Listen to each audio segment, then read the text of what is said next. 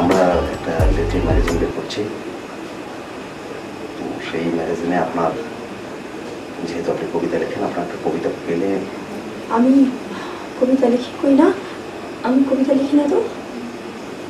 আমি আসলে জানতাম যে আপনি এ কথাটাই বলবেন, কিন্তু সত্য তো চাপা থাকে না, এবং সত্য চাপা থাকা উচিত না।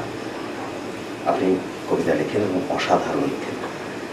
ফর ইউর কাইন্ড ইনফরমেশন, আমাদের ইয়াং জেনারেশনে আপনার কবিতা কিন্তু খুবই জনপ্রিয়। ঠিক আছে, কিন্তু আপনাকে কে বললো যে আমি কবিতা লিখি? আপনি তো কারো জানার কথা না, আপনি জানেন কিভাবে? না, আসলে মহাসত্য কখনো চাপা থাকে না, এবং যদি দৃঢ় মনোবল থাকে, আমার ধারণা সেটা আবিষ্কার করা সম্ভব, এবং আমি সেটা আবিষ্কার করেছি এবং আবিষ্কার করে আমি আনন্দিত। আপনাকে একটা কথা বলা খুবই জরুরি, সেটা হচ্ছে আমার বাড়িতে কেউ জানে না যে আমি কবিতা লিখি। স্পেশালি আমার বড় ভাই তো জানেন না। যদি উনি জানেন তাহলে কবিতা কিছুই লেখা আছে, আপনার এখান থেকে বসে থাকতে হবে না, বের হয়ে চলে যেতে হবে। এখন আপনি কি করবেন বলেন? এভাবে হুট করে যে বাসায় চলে এসেছেন। সেক্ষেত্রে তো আপনার কোনো দোষ নেই।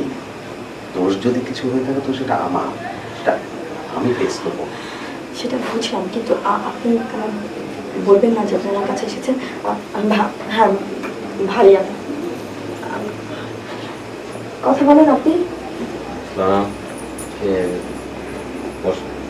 আমি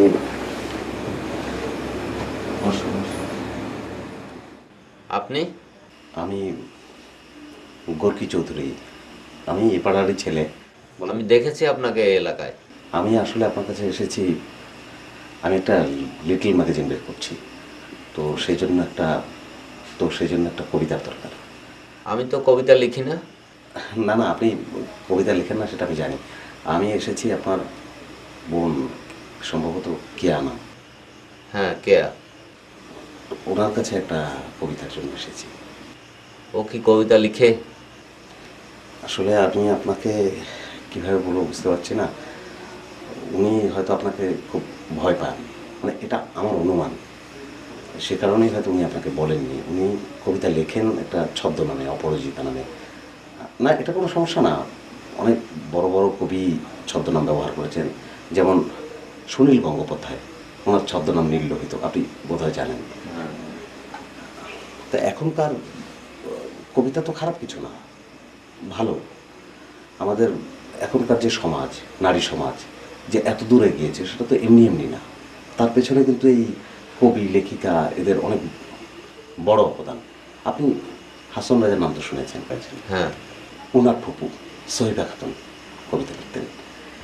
জীবনানন্দ দাশ, তার মা কুসুম কুমারী দাস কবিতা লিখতেন। তারপরে বেগম রোকেয়ার কথা তো জানেনই। হ্যাঁ। তো ওনাদেরই অংশগ্রহণ না থাকলে কিন্তু আমাদের আজকের সমাজ হতো না। আমার কাছে মনে হয় যে কবিতা কেউ যদি লিখতে পারে তার তো লেখা উচিত, এটা তো খারাপ কিছু না। মানে কবিতা লেখার মধ্য দিয়ে একজন মানুষ সংস্কৃত বান হয়ে ওঠে, মানে কালচার হয়ে ওঠে। লেখাপড়ার ক্ষতি না করে যদি সম্ভব হয় সেটা চিন্তা করতে হবে। পড়াশোনাটা তো করতেই হবে, অবশ্যই করতে হবে। পড়াশোনা ছাড়া তো কবিতা লেখা সম্ভবই না। প্রচুর পড়তে হবে, জ্ঞান থাকতে হবে। মূল কথাই হচ্ছে পড়াশোনা, কবিতা তো পরের ব্যাপার। কেয়া